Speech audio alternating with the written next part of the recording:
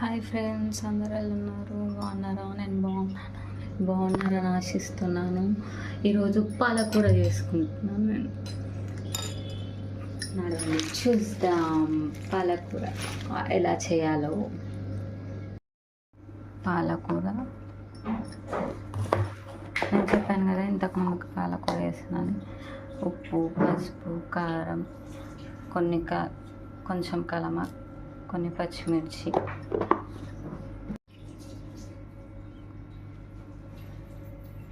Pan పెట్టాను. కొంచెం oil పోస్తున్నా.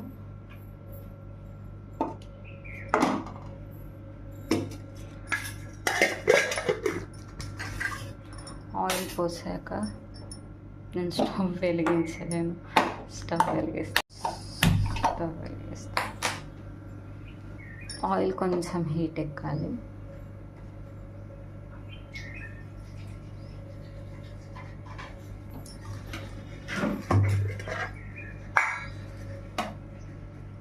Oil heat అయిపోయింది. ఇందులో మనం కొంచెం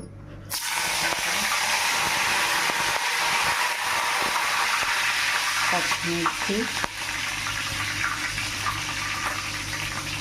యాడ్ చేసుకొని ఒకసారి కలిపేసుకొని ఒక 5 minutes ఇలాగనే ఉంచండి. ఉడికిపోతే ఇంకో పొయ్యి మీద రైస్ పెట్టాను. చూడండి గైస్, ఆఫ్టర్ 5 minutes తర్వాత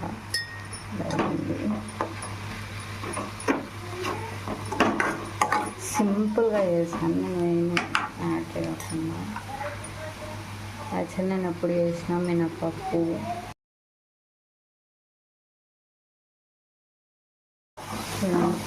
మొత్తం ఉడికిపోయింది. ఆల్మోస్ట్ అయిపోయింది. పాలకూర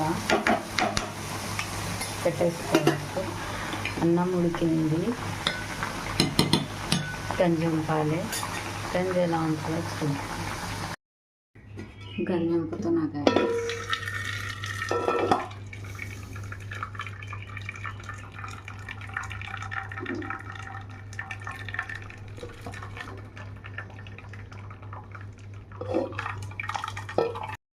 మళ్ళీ అన్నం పెట్టేసాను.